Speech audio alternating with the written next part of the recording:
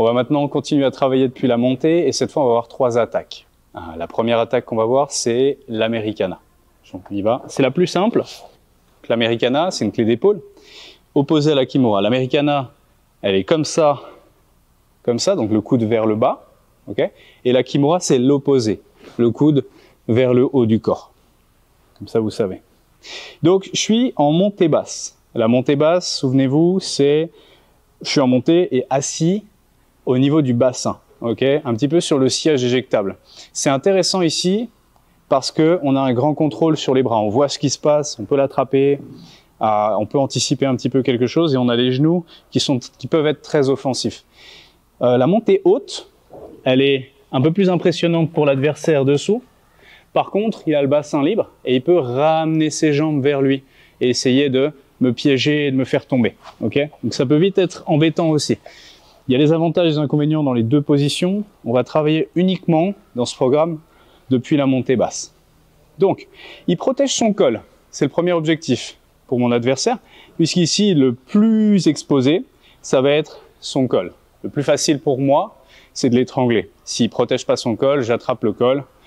Et puis, je vous montre, j'ouvre, je mets ma main tout au fond, je ferme le poing, récupérer son lapel de l'autre côté, descendre le coude et tirer. Ok, c'est une soumission facile. On la voit pas dans ce programme. C'est une cross collar choke que vous voyez depuis la garde fermée. On la voit pas depuis la montée parce qu'en fait, elle est extrêmement difficile à mettre si la personne se défend. C'est une bataille de mains et c'est un peu compliqué. Ok, ce qui est plus simple néanmoins, c'est d'attaquer le bras, celui que vous voulez. Donc vous allez faire 2 petits bras de T-Rex comme ça, avec les pouces collés au reste de la main, et vous allez diriger votre énergie en tendant les bras vers un poignet, ok, à droite ou à gauche, ce que vous voulez. Donc vous partez, vous amenez le bras vers le sol. L'objectif c'est de plaquer le bras au sol en descendant le coude qui est vers la tête. Alors pas sur le visage, à côté, ici. Pendant que vous faites ça, vous allez passer la main extérieure, celle qui aide à pousser au départ, qui donne un peu d'élan, d'inertie. Vous allez l'amener derrière le triceps et récupérer votre poignet au moment où vous touchez le sol. Okay, ça demande un tout petit peu d'entraînement pour être rapide. Si vous faites ça lentement, vous êtes là, et là vous vous enlevez. En général, la personne tend son bras et je la perds, le temps de passer ma main. Okay, je vous montre les 2 variantes. La première rapide, la suivante un peu plus lente et un peu plus sans force. Vous ne pourrez pas toujours la faire rapidement. Donc, je plonge, je récupère mon poignet, je suis en bas. Ici, mon objectif numéro 1, c'est de l'empêcher en fait de tendre son bras. Okay, mon objectif numéro 2, c'est de l'empêcher de me renverser. Puisqu'ici, je suis complètement d'un côté de son corps, je suis vers son épaule, les 2 coudes par terre, mon buste très bas, ma tête très basse. Il a juste à ponter sur son épaule que j'attaque et je perds l'équilibre, voire je me fais renverser. À chaque fois que vous attaquez la clé d'épaule, l'Americana, vous allez isoler une jambe. Ok, je vous montre juste. Pour ponter, il utilise principalement cette jambe pour mettre du poids sur son épaule. Si je l'empêche de lever cette jambe, de lever son bassin, donc je le relève cette jambe, il va pas pouvoir ponter. En tout cas, pas pouvoir ponter assez haut pour me renverser. Donc j'attaque, je protège, j'attaque, je bloque. Ici, je glisse mon pied derrière sa cuisse et je remonte mon pied. En fait, mon genou ici à l'extérieur va commencer à glisser à l'extérieur et se rapprocher de son corps vers l'arrière.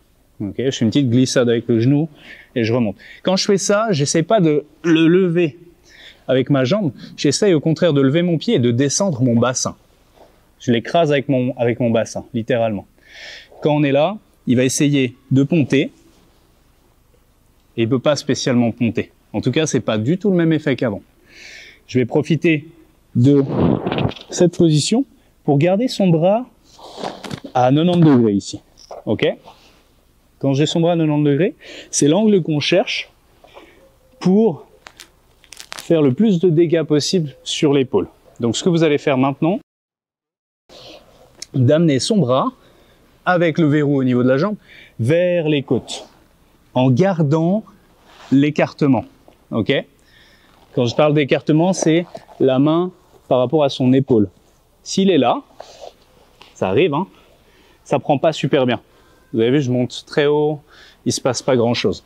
J'essaie de garder l'angle à 90 degrés et je déplace ce bras vers ses côtes en gardant cet angle. Rien qu'ici, il est pas bien. Ok, je descends bien le bassin, je vais plaquer son poignet au sol et remonter mon coude pour avoir la clé. La deuxième variante, contre quelqu'un de très costaud, vous avez de la peine à vite placer votre bras, il va falloir toute votre énergie pour ramener son bras au sol. Ok, ou ici attend, ça peut arriver. Vous faites le même départ, vous plaquez les mains au sol, vous mettez votre poids dessus, vous descendez le coude, ok, et là, vous enfoncez vos doigts qui sont vers le poignet sous la main, ok, sous le poignet. Vous enfoncez tout ça, pliez la main et vous ramenez le coude vers la tête. Dès que c'est fait, et rapidement, vous allez tourner la main, paume vers le ciel, essayez de glisser les doigts sous le triceps, pas sous le coude ni l'avant-bras, attention, vraiment sous le triceps, ok, cette partie-là du bras, et vous faites comme ça avec les doigts. Vous essayez d'avancer. Une fois que vous avez avancé, vous vous retournez, vous saisissez votre poignet, et là, vous avez la clé. C'est important de mettre la paume vers le ciel. Si vous faites l'inverse, et qu'il plaque son bras par terre, vas-y, plaque ton bras, j'arrive pas à glisser mes doigts. Mes doigts, il y a une friction entre le tatami et son tissu là, j'arrive pas du tout à placer les doigts. Ce que je peux faire par contre ici dans ce sens-là, c'est avancer. Je fais plier et fermer la main en fait, tout simplement, et ça fait avancer toute ma main. Là, c'est la même chose.